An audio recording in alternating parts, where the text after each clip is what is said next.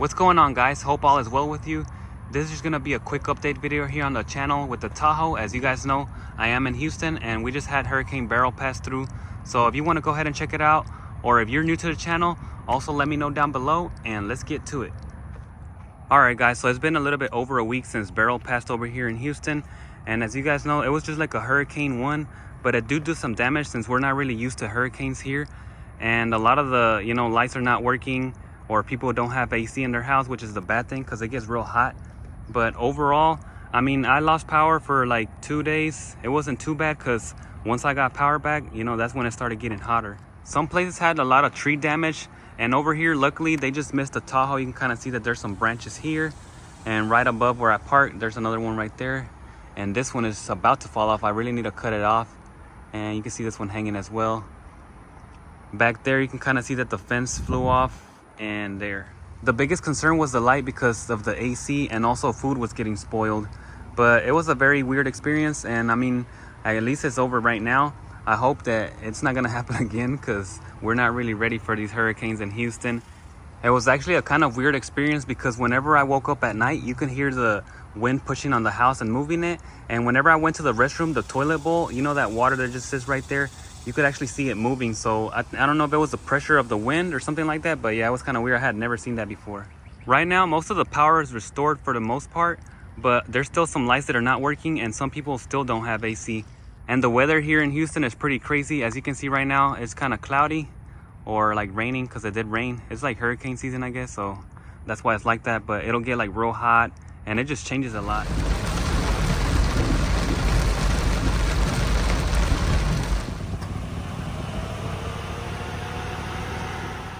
I'll have to wash the Tahoe pretty soon. I haven't like washed it or anything like that. You can kind of see some of the dirt down here and on the wheels as well.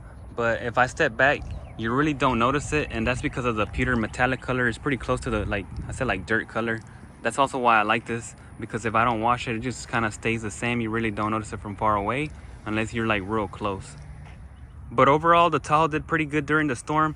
I was using it to drive around and pick up supplies, and also use the AC while we didn't have no power. But what I did notice that lately, whenever I'm going over bumps or over 40, the steering wheel will start to shake. At first, I thought it was something simple, so I decided to take my tires to get checked out, because I did notice that some of the wheel weights were falling off.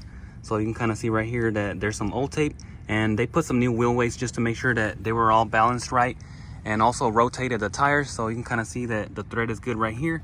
But if we notice on the back over here, you can see that this tire was getting like kind of worn out of, moving around too much. So that ended up not being the problem. So now what I have to do is check on my front suspension to make sure what's going on right there, because I don't want to, have the wheels fall off, because that's really what it feels like.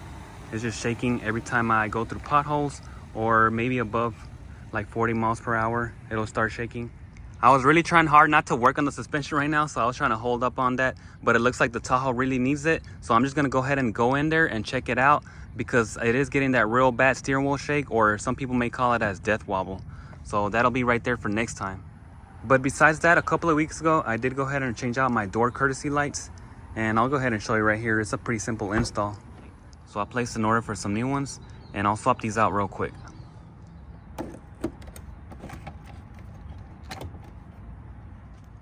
So I'll just take this piece off because it doesn't require it on the new one. All right, and that should be good to go. All right, so that looks much better, because I was getting tired of looking at this right here. I'm not sure if you can tell on the camera, but they are pretty bright. That's why it doesn't really focus that great. But I do like the way that they fit, because they're not loose or anything, kind of like the factory ones. But before I decided to keep these, I had placed an order for this model right here, but I didn't really like it as far as the fitment. It was kind of loose, and also this right here came out a little bit darker. I thought it was going to be a brighter red like the factory one, so I ended up just sticking with this one, which is a much better fit, and also it looks good because it's all one solid color, super bright. So you can see right there it's in, but it's loose. Anytime you shut your door, it would just come off. And from the back side, it's the correct one. This one is actually labeled right hand side. This bar is bigger, this one is bigger, and then this is the small side and the small side. But I wouldn't recommend it, like I said, because it's just gonna fall off.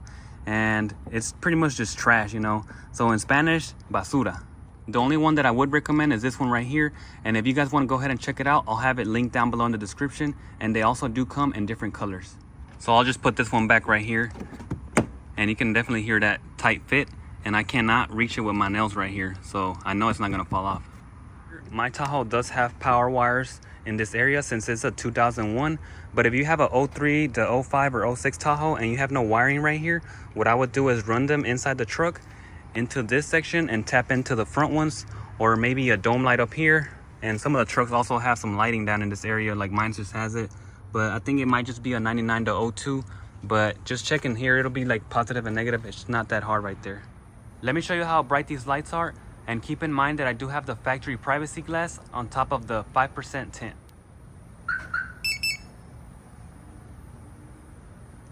You can clearly already see the interior of the truck, and whenever you open it up, it just looks clear as day. So you can fully see everything very nice and clear. On the top of the truck, I still have the halogens, and also on the rear side. So I gotta change those out later. But overall, these lights are super bright, and I think it also helps out that my cloth seats are a little bit lighter. If they were darker, maybe it wouldn't be as bright, but they're definitely super bright. It doesn't really focus too well on the camera. So it just looks a little bit fuzzy on the camera. That's because of the brightness of the light. That's definitely bright for some courtesy lights, and I wasn't expecting them to be this bright, but they are, and I'm impressed, so I would definitely recommend them. I also had one of you guys ask under the comments for an update on the water leak on the Tahoe. As you can see, I don't have my plastic covers right here because I was working on it, and I just left it off to make sure that my carpet wasn't getting wet. But I've been checking it, and it's been dry, so it's good. I just have the tape that I had here from last time. You can kind of see it. Let me see if I can get a close-up. So it's been doing good, and I left that tape on there because I was temporarily, you know, taking out wires here and putting them back in, and the water was leaking inside this channel. So let me see if I can get a close-up so you can see how it looks inside right now. It's pretty much dry in there. You can kind of see a little bit of surface rust, I guess because the water was sitting there for a while. I'm not sure how long was it doing that since I bought the Tahoe used. All I did here was add a little grommet because there was a hole from like a tapping screw that they had before whenever I bought the truck. And I don't have that foam because I never put it back. Later on, I might do like some Dynamat or something, but at the moment, I'm just leaving it how it is. So I think it would be a great time to install these panels back on, and also probably upgrade my mats because they don't look that great right there. You can kind of see they're old. They came like that when I bought the truck. I don't have any mats back here. I think I had took them out or something because they look kind of beat up. I purchased these mats a while back from Amazon, and they just kind of been sitting around, so they've been collecting a little bit of dust. But this was a kit right here, so this long piece for the rear and then the two front ones. But I also ordered this extra one so that I could put it in my front because I don't have that console, so I want to cover up that whole area.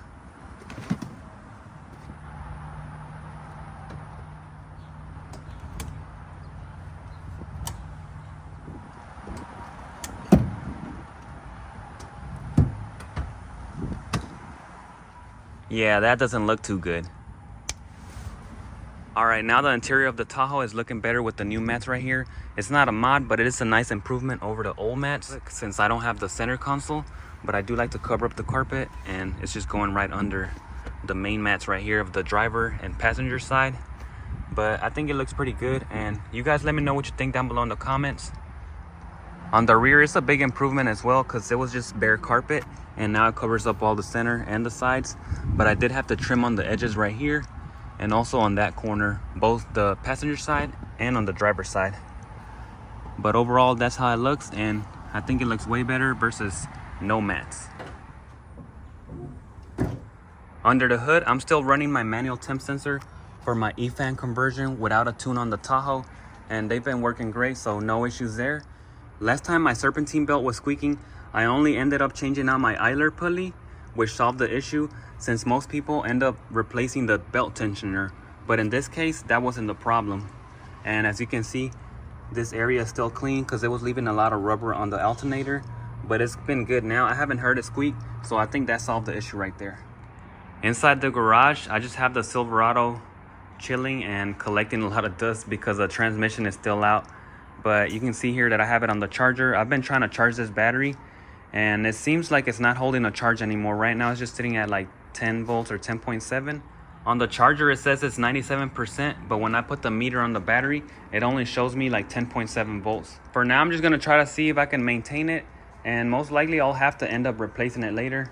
I'm not really in a rush since the transmission is out. On the Silverado, I'm also running my manual temp sensor for my E-fan conversion without a tune, even though that the truck does have a tune for the cam, but I just didn't add it at the time since I had already done this wiring before. And I'm just using some heavy gauge 4-wire here, so 4 gauge, and then I have a bigger solenoid. It's not using the factory wiring like I did on the Tahoe from a 05 to 06, but this right here pulls up a lot of current, so that's why I ended up upgrading the alternator to this McMahon 400 amp. And I wouldn't really recommend it like that because it draws a lot, so I had to do a lot of upgrades for this. And the fans are always coming on in the high setting, which on the Tahoe I have it as low setting and high setting. The fans work great, except that each time they pull 80 amps, so you got to make sure you have a strong electrical system with the alternator, batteries, and heavy gauge wire. It's gonna have to sit for a while, so it's gonna need the battery, the transmission, and I also want to change out or add the tubs here later so that I can close it up, because you can see the tires right now that it's all backed out, and whenever it's raining or I'm driving, it'll just kick it all back into the engine bay.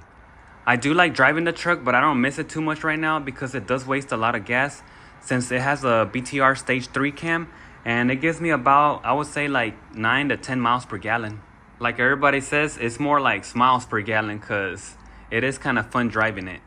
That's the update on the trucks, and if I missed anything or you had any questions, let me know down below in the comments. I love reading them. And if you're not subscribed to the channel but you like this content, consider subscribing and have your bell notifications turned on, so that way whenever I drop a new video, you get notified. Stay tuned for next time where I'll be giving away these 2 Auxito switchbacks, so if you want a chance to win, follow me on Instagram, and I'll see you guys in the next one.